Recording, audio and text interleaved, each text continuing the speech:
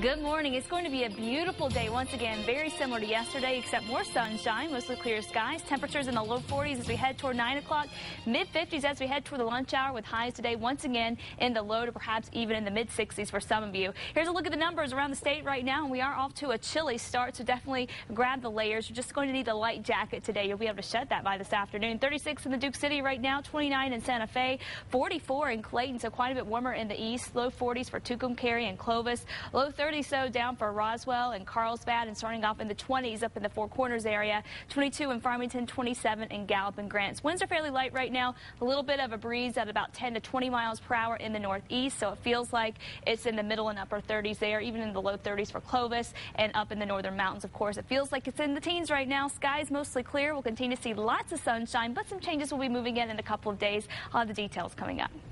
Thanks, Kristen. Now on to the morning news blitz.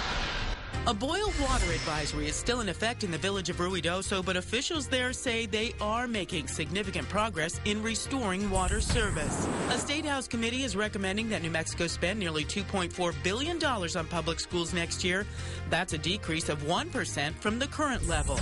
Albuquerque Chief Administrative Officer David Campbell is dusting off his passport and heading abroad. Campbell has joined the Foreign Service, and he'll be posted overseas by the U.S. State Department. President Obama is honoring one of his predecessors today with the Medal of Freedom.